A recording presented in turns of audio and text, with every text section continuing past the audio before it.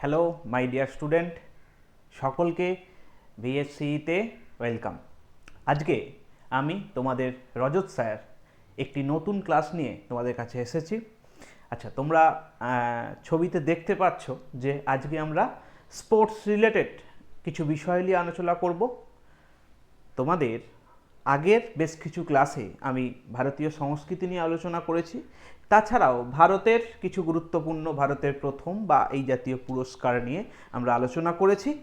আজকে আমরা তোমাদের সঙ্গে আলোচনা করব স্পোর্টস রিলেটেড ফার্স্ট ক্লাস। আজকে আমি স্পোর্টসের ফার্স্ট ক্লাস নিয়ে আলোচনা করব। দেখো, আজকের ক্লাসের মধ্যে মূলত থাকবে অলিম্পিককে কেন্দ্র করে এক ক্লাস, তার সঙ্গে অলিম্পিক এছাড়াও আমাদের কমনওয়েলথ গেম, এশিয়ান গেমস, আমাদের সাক গেম যেটা সাউথ এশিয়ান গেমস নামে পরিচিত, এই বিষয়গুলোকে নিয়ে বিস্তারিত আলোচনা। আচ্ছা, এর পরবর্তী ক্লাসে তোমাদের সঙ্গে স্পোর্টস রিলেটেড আরও বিভিন্ন যে ক্লাসগুলো যেগুলো হয়, স্পোর্টস টার্মিনোলজি, স্পোর্টস স্টেডিয়াম বা আমাদের ফিফা বা আমাদের আইসিসি ওয়ার্ল্ড কাপ এই জাতীয় বা হকি বিশ্বকাপ, এইগুলোকে নিয়েও তোমাদের পরবর্তী ক্লাসে বিস্তারিত আলোচনা করব। আচ্ছা, আর সময় নষ্ট করব না, আমরা ক্লাস শুরু করি বা ক্লাসে এবার এগোনো যাক। আচ্ছা, আজকের ক্লাসটা একটু ডেটা ওরিয়েন্টেড ক্লাস।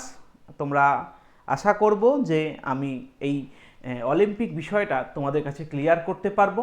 আর তার সঙ্গে আজকের ক্লাসে অলিম্পিকের যেমন আমি পুরনো দিনের কিছু তথ্য যেমন দেব, তেমনি একদম কারেন্ট ডেটের অলিম্পিক মানে 2024 যে অলিম্পিক গেমস অনুষ্ঠিত হয়েছে সেই অলিম্পিক গেমসের ভারতের কি পারফরমেন্স বা সেইখান থেকে পরীক্ষায় আসার মতো কোশ্চেন, সেগুলোকে নিয়ে আলোচনা করব। আচ্ছা, এই অলিম্পিক গেমস থেকে প্রতিটা পরীক্ষায় একটা থেকে দুটো কোশ্চেন অনিবার্য আসবে। তারপরে যেহেতু রিসেন্ট এই অলিম্পিক গেমস অনুষ্ঠিত হয়েছে, তাই এটা কারেন্ট অ্যাফেয়ার্সের মধ্যেও কিন্তু আসবে। আমি কারেন্ট অ্যাফেয়ার্সের টপিক তার সঙ্গে আমাদের স্ট্যাটিক জিকে টপিক দুটোকে একত্রে নিয়ে একটা তোমাদের জন্য একটা নোট তৈরি করেছি। আশা করব এই নোটটা তোমাদের জন্য খুবই হেল্পফুল একটা নোট হবে।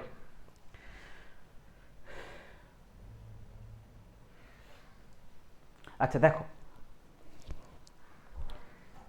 আচ্ছা অলিম্পিক গেমস বলতে গেলে প্রথমে তোমাদের সঙ্গে যেটা আলোচনা করতে হবে যে অলিম্পিকের যে লোগোটা, যেটা তোমরা ফার্স্ট পেজে দেখতে পেয়েছো, যে আজকে আরেকবার আমি বা আবার দেখাচ্ছি, এই যে লোগো মানে এই লোগোতে এই 5টা রিং আছে।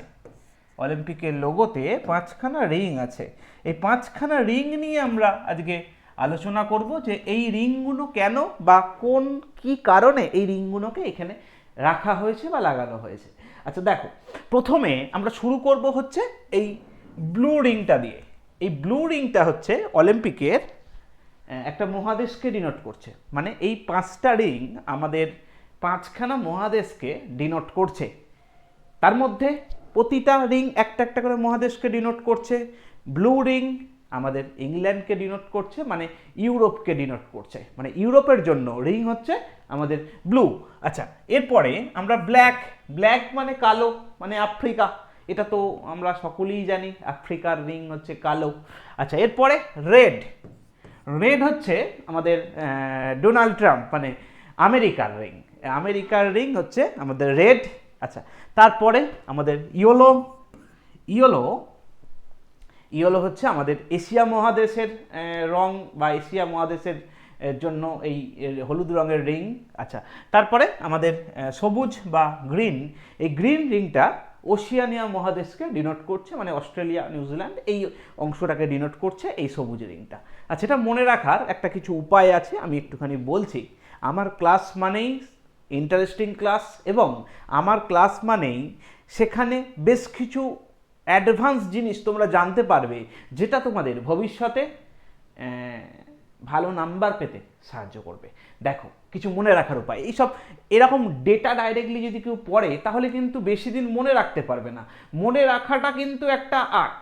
আচ্ছা দেখো, কীরকমভাবে তোমরা মনে রাখবে।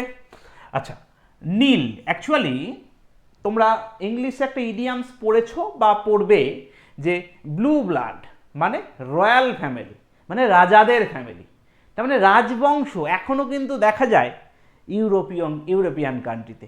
ইংল্যান্ডে এখনও কিন্তু রানী আছে, তার মানে রাজা রানীর ব্যাপারটা ইউরোপে এখনও আছে, তাই তাদের কালার হচ্ছে আমাদের নীল। তার মানে নীল মানে আমাদের রয়্যাল ফ্যামিলি, মানে ব্লু কালারের অর্থ হচ্ছে রয়্যাল ফ্যামিলি। ইংলিশে ইডিয়ামস তোমরা পড়বে। আচ্ছা কালো, আফ্রিকার লোকরা তো কালো, এ তো আর বলার কিছু নেই। আচ্ছা লাল, আমেরিকার ডোনাল্ড ট্রাম্পকে তোমরা দেখেছো, আবার 47তম প্রেসিডেন্ট হয়েছেন, যে ডোনাল্ড ট্রাম্প ফর্সা কিন্তু তার গালগুলো দেখবে একদম লাল লাল হয়ে আছে। মনে রাখবে কিন্তু আমেরিকার ডোনাল্ড ট্রাম্প বা আমেরিকার নাগরিকদের গায়ের রংটা একটু লালচে ফর্সা, তাই ওদের কালার লাল। আচ্ছা তারপরে দেখো আমাদের ইয়েলো। অ্যাকচুয়ালি আমাদের এশিয়ার যে সমস্ত দেশ আছে, এই এশিয়ার দেশগুলো মূলত এই মধ্য এশিয়ার দেশ, মানে চীন, আমাদের রাশিয়া বা আমাদের আরবের দেশগুলো, এরা যে ফর্সা দেখতে, এরা কিন্তু একটু হলুদাবো ফর্সা। তুমি আমেরিকার লোককে দেখবে, আমেরিকার লোক হচ্ছে একটু লালচে ফর্সা, ইউরোপের লোক একটু সাদাটে ফর্সা, সেদিক থেকে আমাদের এশিয়ার লোক একটু হলদেটে ফর্সা। সুতরাং সেই কারণে এই কালারটা হচ্ছে ইয়েলো। আচ্ছা তারপরে আমাদের সবুজ হচ্ছে ওশিয়ানিয়া মহাদেশ।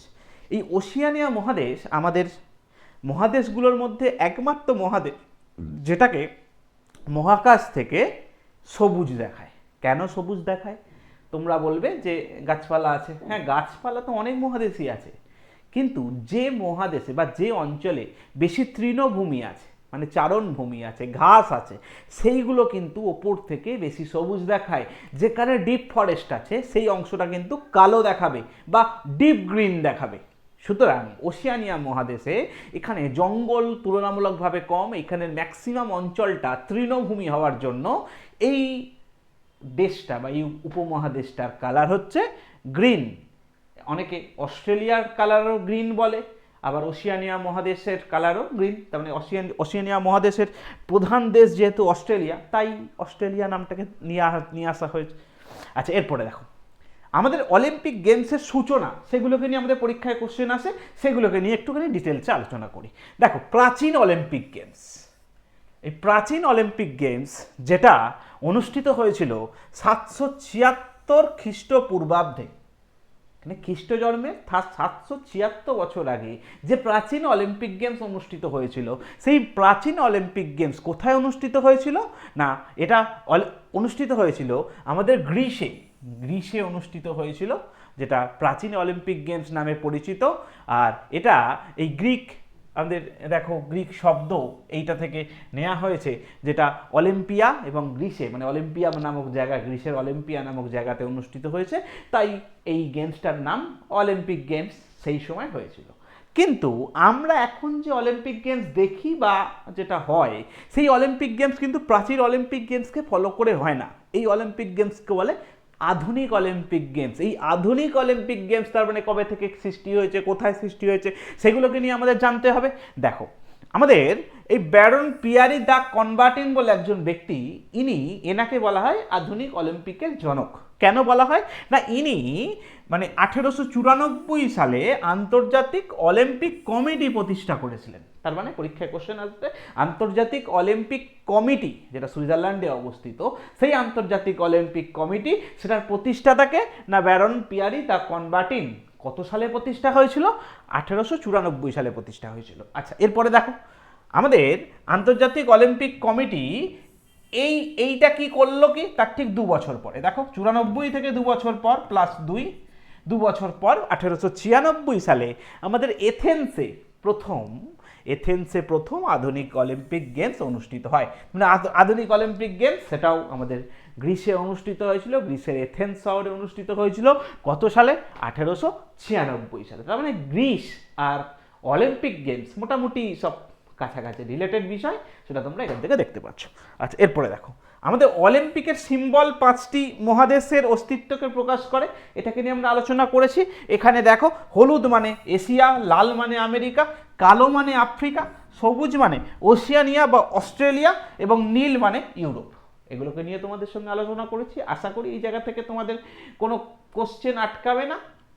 আচ্ছা এরপরে 1924 সালে আমাদের ফ্রান্সে আর একটা জিনিস অনুষ্ঠিত হলো, সেটা হচ্ছে আমাদের শীতকালীন অলিম্পিক গেমস শুরু হলো। তার মানে অলিম্পিক গেমস এখন যে অনুষ্ঠিত হয় সেটা গ্রীষ্মকালীন অলিম্পিক গেমস যেমন অনুষ্ঠিত হয় তেমনি শীতকালীন অলিম্পিক গেমসও কিন্তু অনুষ্ঠিত হয়। এই গ্রীষ্মকালীন অলিম্পিক গেমস যেটা নর্মালি গ্রীষ্মকালে হয়, আর এখানে গ্রীষ্মকালীন কিছু ইভেন্ট অনুষ্ঠিত হয়, তেমনি শীতকালীন কিছু ইভেন্টের জন্য শীতকালীন অলিম্পিক গেমস অনুষ্ঠিত হয়। সেটা আধুনিক অলিম্পিক গেমসেরই একটা ভাগ। ক্লিয়ার? সেই আধুনিক অলিম্পিক গেমসের একটা ভাগ শীতকালীন অলিম্পিক গেমস, যেটা 1924 সালে ফ্রান্সে অনুষ্ঠিত হয়েছিল। পরীক্ষায় কোশ্চেন আছে আমাদের আধুনিক অলিম্পিক গেমস কবে অনুষ্ঠিত হয়, আধুনিক শীতকালীন অলিম্পিক গেমস। আচ্ছা, তার মানে আমরা শীতকালীন অলিম্পিক গেমস জানলাম, আমরা গ্রীষ্মকালীন অলিম্পিক গেমস জানলাম। মানে নর্মালি অলিম্পিক গেমস বলতে গ্রীষ্মকালীন অলিম্পিক গেমসকেই বোঝায়, আর যদি শীতকালীন অলিম্পিক গেমসকে ডিনোট করে দেয়, বলে দেয়, তাহলে সেটা শীতকালীন অলিম্পিক গেমস। আবার আমরা জানবো যে আমাদের প্যারা অলিম্পিক গেমস, তার মানে শীতকালীন গ্রীষ্মকালীন দুটো অলিম্পিক গেমসকে আবার কিছু ভাগে ভাগ করা হয়। তার মধ্যে একটা হচ্ছে সুস্থ মানুষদের, মানে নর্মাল অলিম্পিক, মানে গ্রীষ্মকালীন অলিম্পিক, এটা গ্রীষ্মকালীন প্যারা অলিম্পিক। আবার শীতকালীন অলিম্পিক, আবার শীতকালীন প্যারা অলিম্পিক। এই প্যারা অলিম্পিক কারা কারা কারা কারা খেলে, কারা নর্মালি যারা ফিজিক্যালি হ্যান্ডিক্যাপ তারা, তাদের জন্যই এই প্যারা অলিম্পিক গেমস অনুষ্ঠিত হয়। নর্মালি যেখানে গ্রীষ্মকালীন অলিম্পিক গেমস অনুষ্ঠিত হয় সেখানেই কিন্তু গ্রীষ্মকালীন প্যারা অলিম্পিক গেমস অনুষ্ঠিত হয়, একই জায়গায় অনুষ্ঠিত হয়। তেমনি শীতকালীন অলিম্পিক গেমস যেখানে অনুষ্ঠিত হয় আর শীতকালীন প্যারা অলিম্পিক গেমস সেখানেই অনুষ্ঠিত হয়, এবং সেই বছরেই। তার মানে এবারে 2024 সালে গ্রীষ্মকালীন অলিম্পিক গেমস অনুষ্ঠিত হয়েছে, তার সঙ্গে গ্রীষ্মকালীন প্যারা অলিম্পিক গেমস অনুষ্ঠিত হয়েছে। আর গ্রীষ্মকালীন এবং শীতকালীন অলিম্পিক গেমসের মধ্যে 2 বছরের ডিফারেন্স থাকে। তার মানে 2024-এ গ্রীষ্মকালীন অলিম্পিক গেমস হয়েছে, 2026-এ শীতকালীন অলিম্পিক গেমস হবে, আবার 2026-এ শীতকালীন প্যারা অলিম্পিক গেমস অনুষ্ঠিত হবে। আবারও অলিম্পিকের একটা ভাগ হচ্ছে স্পেশাল অলিম্পিক, সেইগুলো নর্মালি মেন্টাল যারা ডিসব্যালেন্স বা শারীরিক অক্ষমতা যাদের নয়, যাদের মেন্টাল অক্ষমতা, তাদের নিয়ে খেলা হয় হচ্ছে স্পেশাল অলিম্পিক গেমস। এইগুলোকে নিয়ে আমরা ভবিষ্যতে ক্লাসে আলোচনা করব। আপাতত আজকে আমরা নর্মাল অলিম্পিক গেমস নিয়ে আলোচনা করব। আচ্ছা দেখো, এই প্যারা অলিম্পিকের লাস্ট পয়েন্টটা দেখো, আজকের পেজের লাস্ট পয়েন্টটা দেখো যে প্যারা অলিম্পিক গেমস প্রথম কবে অনুষ্ঠিত হয়? 1948 সালে লন্ডনে।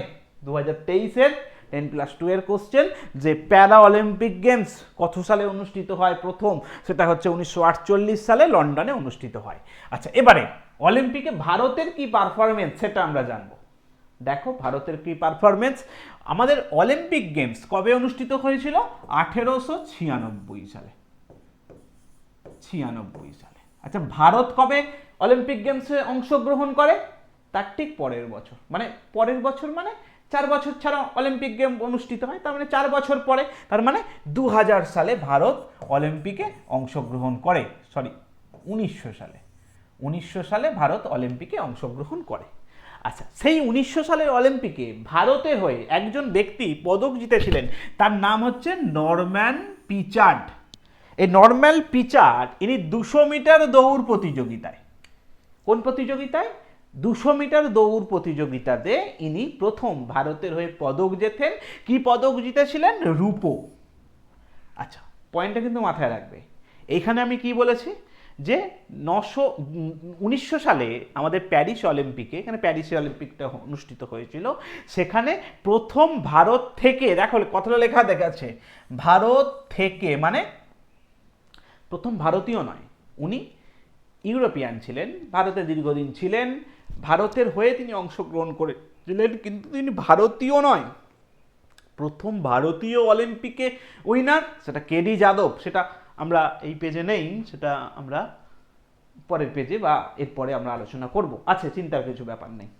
আচ্ছা, এরপরে দেখো 1928 সালে ভারতীয় হকি দল আমাদের আমস্টারডামেতে এই অলিম্পিকটা অনুষ্ঠিত হয়েছিল। আমস্টারডাম অলিম্পিকে প্রথম দলগতভাবে পদক জেতে। তার মানে আমাদের ভারত প্রথম দলগতভাবে পদক জেতে আমাদের 1928 সালে। এই 1928 সালে আমাদের ভারতীয় হকি দল পদক জেতে কি জিতেছিল? সোনা জিতেছিল। 28-এ জিতেছে, 32-এ জিতেছে, এরকম আমাদের ভারতীয় হকি দল 8বার কি 9বার আমাদের স্বর্ণ পদক জিতেছে, সেটা কিন্তু দীর্ঘদিন ধরে। কিন্তু ভারত কিন্তু এককভাবে অলিম্পিকে সোনা জিতেছে অভিনব বিন্দার হাত ধরে, সেটা নিয়েও আমরা আলোচনা করব। আচ্ছা, এবার দেখো 1980 সালে মস্কো অলিম্পিকে ভারতীয় হকি দল শেষ স্বর্ণপদক জেতে। 1980 সালে আমাদের ভারতীয় হকি দল শেষ অলিম্পিকে স্বর্ণপদক জেতে, তারপর থেকে আজ পর্যন্ত সোনা জেতেনে, কিন্তু ব্রোঞ্জ শেষ দুবার জিতেছে। আমাদের 2021, যেটা 2020 সালে যে অলিম্পিকটা হওয়ার কথা ছিল সেটা 2021-এ হয়েছে। তারপরে 2021-এর অলিম্পিক এবং 2024-এর অলিম্পিক, এই দুটো অলিম্পিকেই ভারতীয় হকি দল ব্রোঞ্জ জিতেছে। 80-র পর থেকে 2020 সালের মাঝে ভারত কোনো অলিম্পিকে হকিতে কোনো পদক জেতেনি।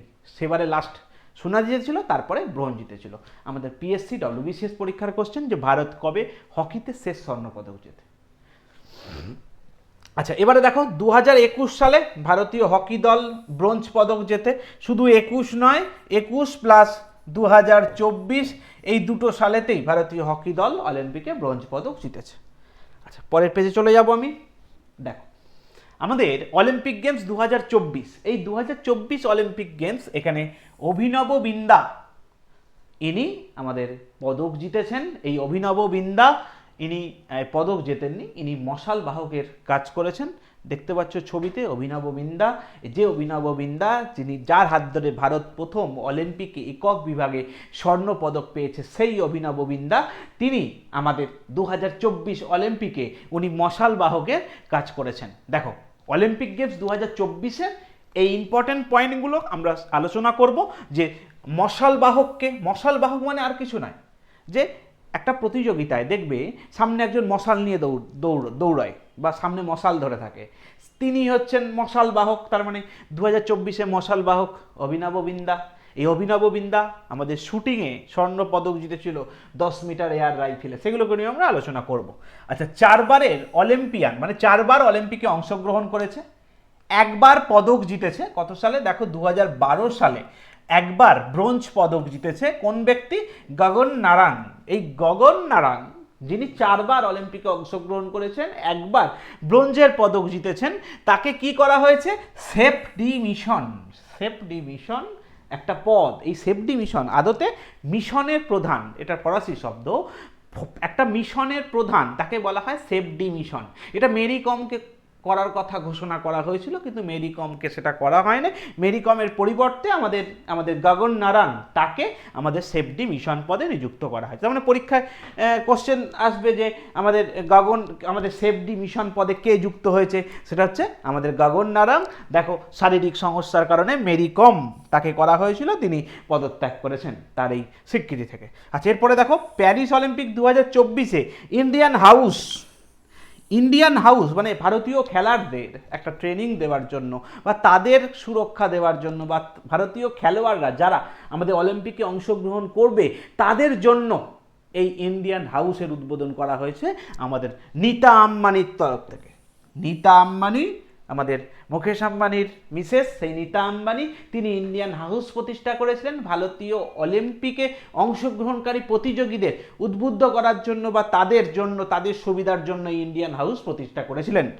আচ্ছা, এরপরে দেখো আসন্ন 2024 প্যারিস অলিম্পিকে ভারতীয় দলটি প্রধান স্পন্সর আদানি গ্রুপ। এবারে ভারতীয় দলের প্রধান sponsor Adani group. Adani group ছাড়াও আমাদের অভিনব বিন্দা ফাউন্ডেশন, তারপরে আমাদের নীতা আম্বানি মানে রিলায়েন্স, এরাও কিন্তু ভারতীয় দলের স্পন্সর ছিল।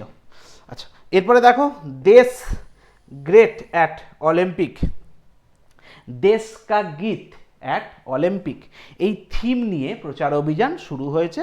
এটা আদানি গ্রুপ এই থিমের ওপর ভিত্তি করে এবারে অলিম্পিকের জন্য প্রচার অভিযান করেছে। পরীক্ষায় কোশ্চেন আসতে পারে যে অলিম্পিকে প্রচার অভিযান এটা আদানি গ্রুপ কোন থিমের ওপর ভিত্তি করে করেছে? আমাদের দেশ কা গীত অ্যাট অলিম্পিক এই থিমের ওপরে কাজ করেছে। পরের পেজে চলে যাব। আচ্ছা, দেখো এবারে অলিম্পিকে আমাদের ভারতীয় যারা রেকর্ড করেছে সেইগুলোকে নিয়ে এখন আমি আলোচনা করব। দেখো ভারতীয় রেকর্ড যারা করেছে।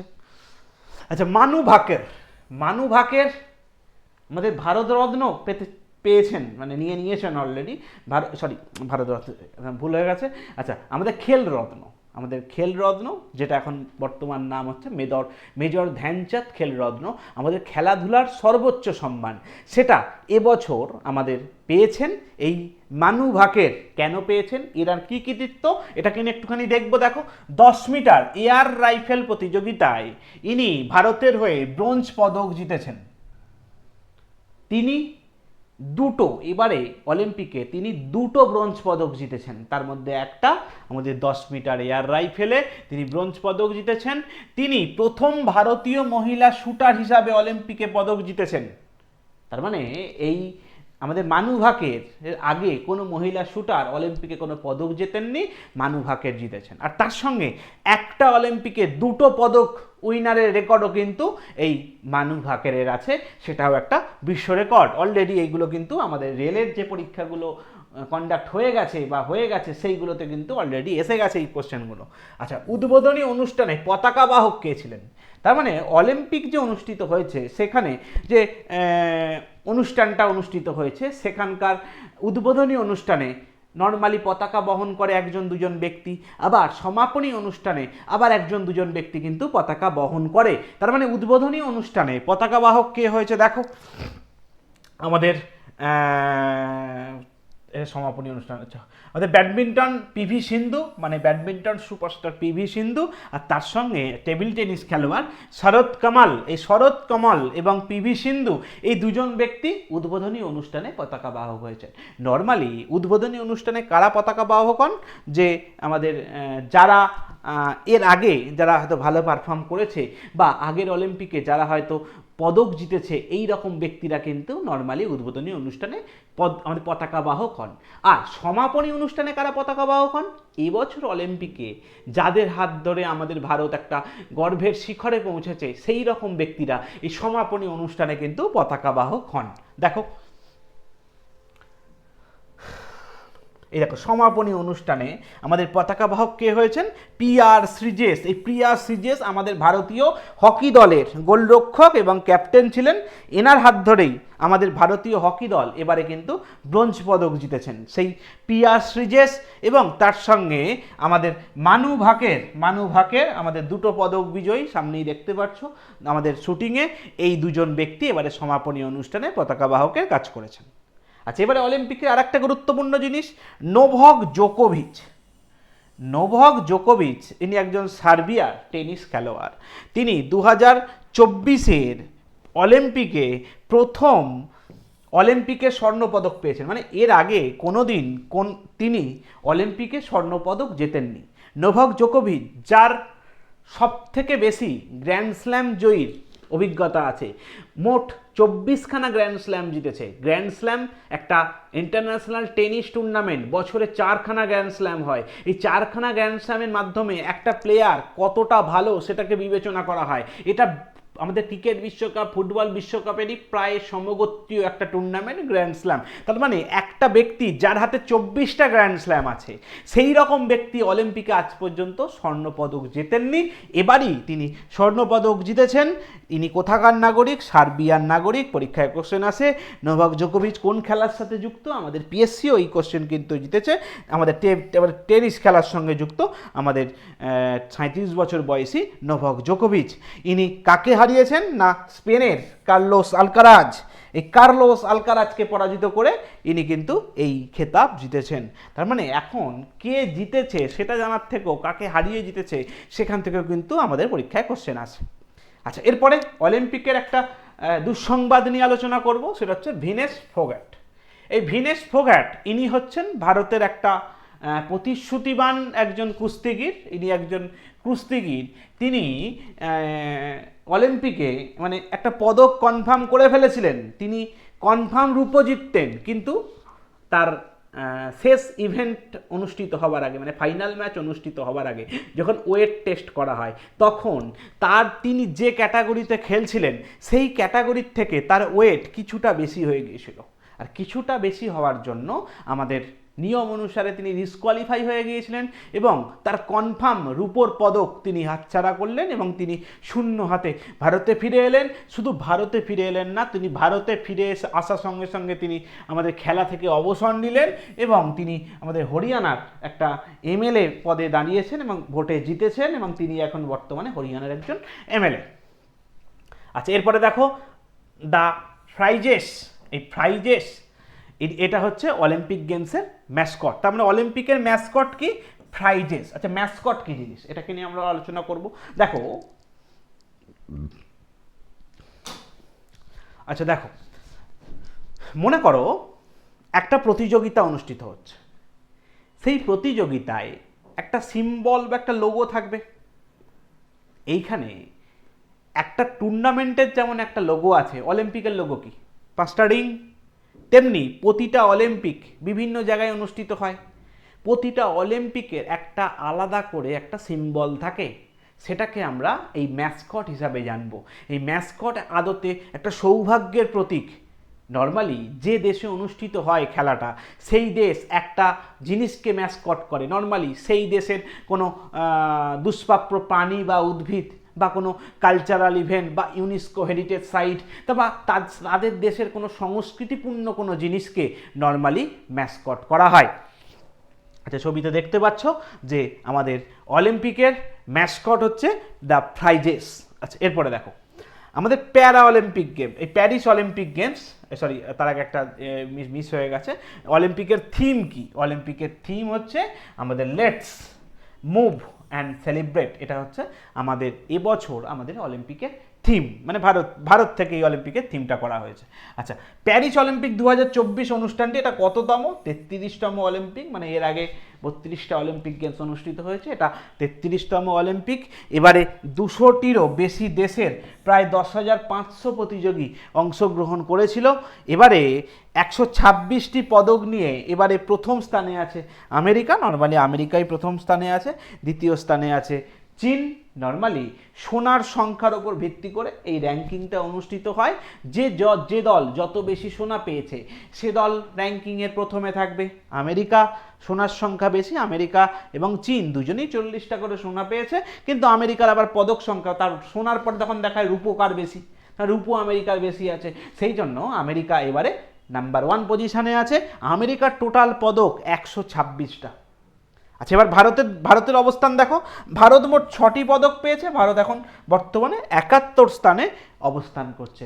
পাকিস্তান যেহেতু একটা সোনা পেয়েছে, পাকিস্তানের পদক সংখ্যা কিন্তু একটা, কিন্তু যেহেতু সোনা পেয়েছে পাকিস্তান কিন্তু ভারতের থেকে আগে আছে। পাকিস্তান 61 নম্বর র্যাঙ্কে কিন্তু অবস্থান করছে। আচ্ছা, এরপরে আমাদের অলিম্পিকের আরও কিছু গুরুত্বপূর্ণ তথ্য দেখো। কেডি যাদব ইনি প্রথম ভারতীয় ব্যক্তি হিসাবে অলিম্পিকে একক প্রতিযোগিতায় পদক জিতেছেন। 1952 সালে ইনি একজন কুস্তিগির, ইনি প্রথম এককভাবে আমাদের অলিম্পিকে পদক জিতেছেন। তার মানে ভারত থেকে এককভাবে অলিম্পিকে আজ পর্যন্ত প্রথম পদক কিন্তু এই কেডি যাদব বলে একজন কুস্তিগির, তিনি জিতেছেন কত সালে? 52 সালে। আচ্ছা, প্রথম পেজ বা দ্বিতীয় পেজে তোমাদের সঙ্গে আলোচনা করেছিলাম যে ভারত থেকে যারা পদক জেতে বা জিতেছিল, তিনি হচ্ছে নর্ম্যাল পিচার, তিনি কিন্তু ভারতের হয়ে পদক জিতেছিলেন। আজকে তোমরা এখন যাকে দেখছো ইনি হচ্ছেন পিওর ভারতীয় হয়ে পদক জিতেছেন। তোমরা এবার বলবে হকিতে তো পদক 28 সালেই জিতেছে। হ্যাঁ, হকিতে সেটা দলগতভাবে, এককভাবে ভারত অলিম্পিকে প্রথম পদক 1952 সালেই জেতে। তার মানে একটা প্রতিযোগিতা অনুষ্ঠিত হবার প্রায় 56 বছর পরে ভারত কিন্তু প্রথম এককভাবে পদকের স্বাদ পায়। আচ্ছা, এরপরে দেখো। আচ্ছা, মহিলাদের মধ্যে দেখো এখানে অ্যাড হয়ে গেছে। আচ্ছা, আমাদের ভারোত্তোলনকারী কর্ণম মালেশ্বরী আমাদের সিডনি অলিম্পিক 2000 সালে প্রথম মহিলা হিসাবে অলিম্পিকে পদক জেতেন। ইনিও ব্রোঞ্জ পদক জিতেছিলেন। মানে কর্ণম মালেশ্বরী প্রথম মহিলা হিসাবে পদক জেতেন, প্রথম পুরুষ হিসাবে এককভাবে পদক জেতেন আমাদের এই কেডি যাদব।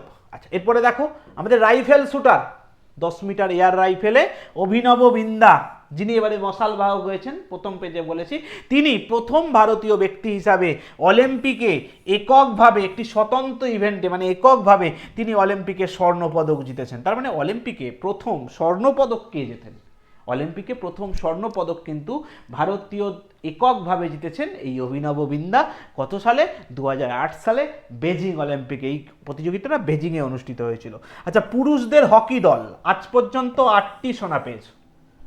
মানে আমাদের অলিম্পিকে সব থেকে ভালো পারফর্ম করেছে আমাদের হকি টিম, মানে হকিতে সব থেকে ভালো পারফর্ম হয়েছে। সেই হকি মানে একটা ইভেন্ট ধরে যদি পারফরমেন্স দেখা যায়, হকি সব থেকে ভালো পারফর্ম করেছে। হকিতে 8টি স্বর্ণপদক পেয়েছে, মোট হকি থেকে 13টি পদক জিতেছে ভারত। ভাবো, ভারত আজ পর্যন্ত 56-56টা মতো পদক পেয়েছে, তার মধ্যে হকিতেই পেয়েছে 23টা। ভাবো, এবারে আমাদের আমেরিকা পদক পেয়েছে বা চীন 40টা সোনা পেয়েছে, আর ভারত তার লাইফ টাইমে গোটা 50টা পদক পেয়েছে, সব ইভেন্ট মিলিয়ে। মানে একটা বারের নয়, সব পদক মিলিয়ে মাত্র 50-56টা পদক পেয়েছে। মানে ভারতের পারফরমেন্স বুঝতে পারছো। আচ্ছা, তারপরে আমাদের কুস্তিতে ভারত 8টি পদক পেয়েছে, মানে কুস্তি ইভেন্টে আমাদের ভারতীয়রা একটু ভালো পারফর্ম করে 8টি পদক পেয়েছে। আচ্ছা, 2020 সালে যে অলিম্পিক অনুষ্ঠিত হয়েছিল, 2020 জায়গায় 21 সালে অনুষ্ঠিত হয়েছিল, কিন্তু অলিম্পিক গেমসটার নাম 2020 অলিম্পিক গেমস, সেটা টোকিওতে অনুষ্ঠিত হয়েছিল। ভারত একটি সোনা সহ মোট 7টি পদক পেয়েছিল, এবং সেখানে ভারতের র্যাঙ্ক কিন্তু একটু ভালো ছিল, 48, কারণ সেখানে ভারত একটা সোনা পেয়েছিল। আচ্ছা, পরের পেজে চলে গেলাম। দেখো, প্যারিস অলিম্পিক 2024-এ ভারতের যারা পদক বিজয়ী তাদের একটা তালিকা তৈরি করেছি। আমাদের মানু ভাকের, যার নাম না বললেই নয়, কোন বিভাগে পদক পেয়েছে? মহিলাদের 10 মিটার এয়ার পিস্তলে, যেটা শুটিংয়ের মধ্যে পড়ে, কি পদক পেয়েছে? ব্রোঞ্জের পদক পেয়েছে। আচ্ছা, তারপরে দেখো মানু ভাকের আর তার সঙ্গে সবরজিৎ সিং এরাও 10 মিটার এয়ার রাইফেল শুটিং বিভাগে তারা পদক পেয়েছে। কি পেয়েছে? ব্রোঞ্জ পেয়েছে। তার মানে মানু ভাকর দেখলে 2টো পদক পেয়েছে। আচ্ছা, এরপরে স্বপ্নিল কুসলে, ইনি পুরুষদের 50 মিটার রাইফেলে, যেটা শুটিংয়ের মধ্যে পড়ে, সেখানেও তিনি ব্রোঞ্জ পদক পেয়েছেন। এরপরে আমাদের টিম ইন্ডিয়া, ভারতীয় হকি দল, পুরুষদের হকি দল, তারা ব্রোঞ্জ পদক পেয়েছে। এরপরে নীরাজ চোপড়া, যিনি আগের অলিম্পিকে সোনার পদক পেয়েছিলেন, ভারতের সোনার ছেলে, সেই নীরাজ চোপড়া এবারে আমাদের ভারতীয়দের আশা হত করেছেন, এবং তিনি এবারে সোনার জায়গায় রূপোর পদক পেয়েছেন। দেখো, আমাদের সিলভার পদক পেয়েছেন। ইনি একজন অ্যাথলেটিকের সঙ্গে যুক্ত, ইনি জ্যাভলিন নিক্ষেপকারী, মানে আমাদের বর্ষা ছোঁড়ার ব্যক্তি, সেই আমাদের নীরাজ চোপড়া, তিনি এবারে সিলভার পেয়েছেন। আর তার সঙ্গে আমান সেহরাওয়াত, ইনি পুরুষদের আমাদের 57 কেজি বিভাগে, ইনি কুস্তিতে ইনি ব্রোঞ্জ পদক পেয়েছেন। মানে কুস্তিতে আমাদের এবারে আবারও একজন ব্যক্তি আমাদের ব্রোঞ্জ পদক পেয়েছেন। আচ্ছা, অলিম্পিকের তালিকাটা আমরা দেখতে পেলাম। মোট 6টা অলিম্পিকে পদক এসেছে, সেই কারা কারা কী পদক পেয়েছে সেগুলো আমরা দেখতে পেলাম। আচ্ছা, এরপরে আমরা শীতকালীন অলিম্পিক গেমসে চলে যাব। 2022-এ শীতকালীন অলিম্পিক গেমস, এটা বেজিং অনুষ্ঠিত হয়েছিল। দেখো, এখানে একটু কষ্ট করে দেখে নাও, উইন্টার অলিম্পিক গেমস 2022, যেটা বেজিংয়ে অনুষ্ঠিত হয়েছিল। আর সেইটার আমাদের থিম ছিল এই বিগ দিওয়াং দিওয়াং, এই দেখতে পাচ্ছ ছবিতে, বিগ দিওয়াং দিওয়াং। এটা হচ্ছে অলিম্পিক 2022-এর ম্যাসকট হচ্ছে বিগ দিওয়াং, থিম নয়, ম্যাসকট মানে বলেছি যে একটা সৌভাগ্যের প্রতীক। দেখো, এইরকম একটা প্রতীককে তারা বেছে নিয়েছিল তাদের একটা কালচারাল ইভেন্ট থেকে, সেই প্রতীকটাকে নিয়ে আসা হয়েছিল, যার নাম বিগ দেওয়াং দেওয়াং। আচ্ছা, 2026-এর এই অলিম্পিক গেমস কোথায় অনুষ্ঠিত হবে? শীতকালীন অলিম্পিক গেমস ইতালির মিলান শহরে অনুষ্ঠিত হবে। তার মানে নেক্সট অলিম্পিক মানে শীতকালীন অলিম্পিক গেমস কোথায় অনুষ্ঠিত হবে সেটাও আমরা দেখে নিলাম। আচ্ছা, এরপরে আমরা দেখব কমনওয়েলথ গেমসের লোগোটা অনেকটা এই রকম দেখতে হয়। অলিম্পিকে যেমন 5টা রিং, এখানে 3টে ভি আকৃতি, 3টে ভি ওই অলিম্পিকের লোগো হয়। আচ্ছা, এবার দেখো, কমনওয়েলথ গেমসে। আচ্ছা, কমনওয়েলথ গেমস এটা কারা খেলে? এখানে দেখতে পাচ্ছ, একটু কষ্ট করে দেখে নাও, কারণ একটুখানি কালার মিসম্যাচের জন্য এটা দেখতে একটু অসুবিধা হচ্ছে। আচ্ছা, কমনওয়েলথ গেমস, এই কমনওয়েলথ গেমস এটা কারা খেলে? নর্মালি যে সমস্ত দেশ কোনো না কোনো সময় ব্রিটিশ শাসনের অধীনে ছিল, সেই সমস্ত দেশ এই কমনওয়েলথ গেমস প্রতিযোগিতায় অংশগ্রহণ করে। তার মানে ব্রিটিশ শাসনভুক্ত দেশেরা এই কমনওয়েলথ গেমসে অংশগ্রহণ করে। আর এই কমনওয়েলথ গেমসে যারা অংশগ্রহণ করে বা ব্রিটিশ শাসনভুক্ত যে দেশগুলো, তাদেরকে কমনওয়েলথ অফ নেশন বলে। যার প্রধান হচ্ছে লন্ডন, ইংল্যান্ড। কারণ ইউরোপ মানে ইংল্যান্ড, ইউরোপ, ব্রিটিশরাই তো আমাদের শাসন করেছে, তাদের সদর দপ্তর সব তো লন্ডনেতেই অনুষ্ঠিত হবে। সেই কমনওয়েলথ গেম যেটা ব্রিটিশরা ব্রিটিশরা যেটা তৈরি করেছিল, সেই কমনওয়েলথ গেমসের সদস্য আমাদের ভারত। ভারত কিন্তু প্রথমবার এই অলিম্পিক গেমসে অনুষ্ঠিত হয়নি। আচ্ছা, কমনওয়েলথ গেমস যেটা সূচনা 1930 সালে হয়েছিল কানাডাতে। কানাডাও কিন্তু ব্রিটিশ শাসনের অধীনে ছিল, মানে এটা ভয় পাওয়ার কিছু নেই যে কানাডা ব্রিটিশ শাসনের বাইরে, কানাডা ব্রিটিশ শাসনের অধীনে ছিল, কানাডা, অস্ট্রেলিয়া এরাও সব ব্রিটিশ শাসনের অধীনে ছিল। আচ্ছা, এই গেমসের আগের নাম কি ছিল? ব্রিটিশ এম্পায়ার গেম, মানে ব্রিটিশ সাম্রাজ্যের গেম। তখন ব্রিটিশ সাম্রাজ্যের বিস্তার যতটা জায়গায় ছিল ততটা জায়গা জুড়ে এই গেমস অনুষ্ঠিত হয়, বা সেই সমস্ত দেশ এই গেমসে মানে অংশগ্রহণ করে। আচ্ছা, ভারত তার ঠিক 4 বছর পরে, অলিম্পিকের ক্ষেত্রেও বললাম 96 সালে প্রথম অলিম্পিক গেমস অনুষ্ঠিত হয়, ভারত অংশগ্রহণ করে তার 4 বছর পরে, 96 এর পরে 1900 সালে। সেরকম এইটাও 30-এ অনুষ্ঠিত হয়, ভারত অংশগ্রহণ করে 34 সালে। আচ্ছা, এরপরে দেখো 2022-এ যে কমনওয়েলথ গেমস অনুষ্ঠিত হয়েছিল সেটা ইংল্যান্ডের বার্মিংহাম শহরে অনুষ্ঠিত হয়। সেখানে ভারত টোটাল 61টি পদক পেয়েছে। ভারতের স্থান কত হয়েছিল? 4র্থ স্থান। ভারত 61টি পদক নিয়ে 4র্থ স্থানে অবস্থান করেছে। আর প্রথম স্থানে অস্ট্রেলিয়া। এইখানে মোটামুটি একটু দুর্বল দেশরা থাকে বলে ভারত মোটামুটি ভালো র্যাঙ্ক করে। অলিম্পিকে যেমন কি 50, 60, 70 র্যাঙ্ক করে, এইখানে কিন্তু একটু ভালো র্যাঙ্ক করে, 4th, 5th এরকম হয়ে থাকে। আচ্ছা, এরপরে দেখো আমাদের এবারে মোটিভ কি? গেমস ফর এভরিওয়ান, মানে সকলের জন্য খেলা। এই মোটিভস নিয়ে এবারে খেলা হয়েছে। ম্যাসকট হচ্ছে পেরি হচ্ছে এবারের অলিম্পিকের ম্যাসকট। আর তার সঙ্গে এবারে অংশগ্রহণকারী দেশ হচ্ছে 72টি। আর এর পরের যে আমাদের কমনওয়েলথ গেমস কোথায় অনুষ্ঠিত হবে? আমাদের স্কটল্যান্ডের গ্লাসগোতে অনুষ্ঠিত হবে। অনুষ্ঠিত হওয়ার কথা ছিল আমাদের ভিক্টোরিয়াতে। সেই ভিক্টোরিয়াতে অনুষ্ঠিত না হয়ে এটা আমাদের গ্লাসগোতে অনুষ্ঠিত হবে নেক্সট কমনওয়েলথ গেমস।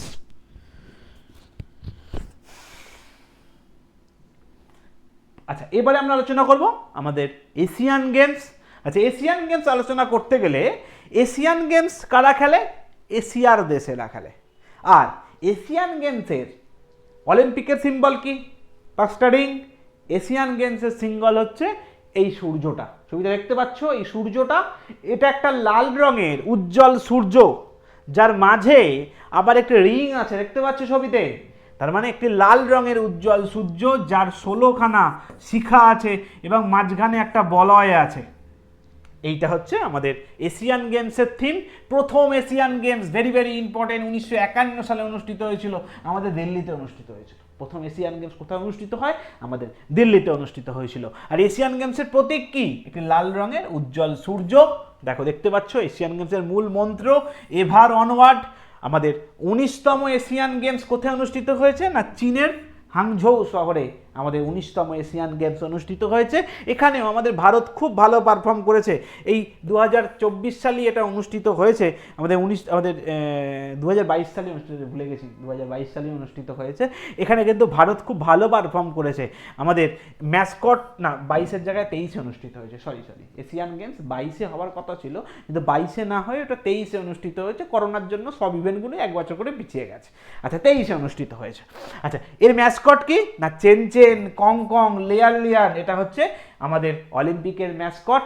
চীন যেহেতু এটা আয়োজন করেছে, আর সেই জন্য এই যে চীন আয়োজন করেছে, এটা হচ্ছে চীনের 3টে ইউনেস্কো হেরিটেজ সাইট, সেইগুলোকে তারা ম্যাসকট করেছে। আচ্ছা, ভারত কি করেছে? ভারত 107টি পদক পেয়েছে। ভারত এই প্রথম আমাদের এশিয়ান গেমসে 100টার বেশি পদক পেয়েছে, 107টি পদক পেয়েছে। ভারত 4র্থ র্যাঙ্ক করেছে। প্রথমবার ভারত দ্বিতীয় হয়েছিল, তারপরে নর্মালি ফিফথ, 6th হয়। এবারে ভারত একটু ভালো পারফর্ম করেছে, 4th হয়েছে। আচ্ছা, দেখো 28টি সোনা, 38টা রূপো এবং 41টা ব্রোঞ্জ পেয়েছে। প্রথম স্থানকে দখল করেছে, চীন ছাড়া আবার কে করবে? আচ্ছা, পরবর্তী এশিয়ান গেমস কোথায় অনুষ্ঠিত হবে? আমাদের জাপানের নাগোয়া বলে একটা জায়গা, সেখানেতে পরবর্তী এশিয়ান গেমস অনুষ্ঠিত হবে। আচ্ছা, এরপরে দেখো SAARC game, south Asian games, দেখতে পাচ্ছ সাউথ এশিয়ান গেমস, আগের নাম ছিল সাফ, সাউথ এশিয়ান ফেডারেশন গেমস। এই ফেডারেশন কথাটা ডিলিট হয়ে গেছে, এখন SAARC game, SAG, SAARC game. আচ্ছা, সাগ গেম লাস্ট হয়েছে 2019 সালে, মাঝখানে করোনা টরোনা সমস্যার জন্য এই সাগ গেম অনুষ্ঠিত হয় না। আবার সাগ গেম অনুষ্ঠিত হবে 2025 সালে লাহোরে, যেটা 2024-এ হওয়ার কথা ছিল, 24-এ না হয়ে এটা 25-এ অনুষ্ঠিত হবে। আচ্ছা, সাউথ এশিয়ান ফেডারেশন মানে সাউথ এশিয়ার যে দেশগুলো আছে, ভারত এবং তার প্রতিবেশী দেশ, তারাই কিন্তু এই গেমসে অংশগ্রহণ করে। ভারতের প্রতিবেশী দেশ কারা কারা? না, ভারতের বাউন্ডারিতে যে সমস্ত দেশ আছে, দুটো দেশ খালি নেই, একটা হচ্ছে মায়ানমার আর একটা হচ্ছে চীন। মায়ানমার আর চীন বাদ দিয়ে ভারতের সমস্ত প্রতিবেশী দেশ এই সাগ গেমে অংশগ্রহণ করে। দেখো, ভারত, পাকিস্তান, শ্রীলঙ্কা, বাংলাদেশ, নেপাল, ভুটান, মালদ্বীপ এই প্রতিযোগিতায় অংশগ্রহণ করে এবং পরবর্তীকালে আফগানিস্তানও এই প্রতিযোগিতায় অংশগ্রহণ করে। মোট এই কটা দেশ আমাদের সাগ গেমে অংশগ্রহণ করে। আর এই প্রথম প্রতিযোগিতা কোথায় হয়েছিল? 1984 সালে নেপালের কাঠমান্ডু শহরে অনুষ্ঠিত হয়েছিল। এই প্রতিযোগিতার মোটো হচ্ছে পিস, প্রসপারিটি অ্যান্ড হচ্ছে প্রোগ্রেস। এই মোটো নিয়ে এই গেমসটা অনুষ্ঠিত হয়। আচ্ছা, এরপরে দেখো আমাদের 14তম সাগ গেম কোথায় অনুষ্ঠিত হয়েছে? না, আমাদের লাহোর শহরে, যেটা অনুষ্ঠিত হবে, এখনো হয়নি। এটা 24 সালে অনুষ্ঠিত হওয়ার কথা ছিল, 24-এর জায়গায় 25 সালে অনুষ্ঠিত হবে। এটা লাহোরে অনুষ্ঠিত হবে। আচ্ছা, এটা হলো আমাদের অলিম্পিক, এশিয়ান গেমস, কমনওয়েলথ গেমসের একটা ভিত্তিমূলক একটা ক্লাস। এই ক্লাসের ওপর ভিত্তি করে আমাদের প্রতিযোগিতামূলক পরীক্ষায় প্রচুর কোশ্চেন এসেছে এবং আমিও এই ক্লাসের নোটগুলোকে তৈরি করেছি প্রতিযোগিতামূলক পরীক্ষার কোশ্চেনের ওপর ভিত্তি করে। তাই এই ক্লাসটা তোমাদের জন্য বা আমাদের পশ্চিমবঙ্গ এবং কেন্দ্রীয় সরকারের সমস্ত চাকরির পরীক্ষার জন্য খুবই গুরুত্বপূর্ণ একটা ক্লাস। আশা করব ক্লাসটা তোমাদের ক্লিয়ার হয়েছে এবং এই ক্লাস থেকে যদি কোনো ডাউট থাকে এগুলো আমরা ক্লাসে ডিসকাস করব এবং পরবর্তীকালে এই ক্লাসের ওপর আরও ডিটেলস আলোচনা হবে আমাদের অ্যাডভান্স লেভেল পরীক্ষার জন্য এবং ভবিষ্যতের পরীক্ষা বা ভবিষ্যৎ প্যাটার্নের পরীক্ষার ওপর ভিত্তি করে আরও ডিটেলসে এই অলিম্পিক গেমস বা বাদবাকি গেমসের ক্লাসগুলো অনুষ্ঠিত হবে। আজকের ক্লাস এখানে শেষ করলাম। সবাই ভালো থেকো, মন দিয়ে পড়াশোনা করো। Goodbye.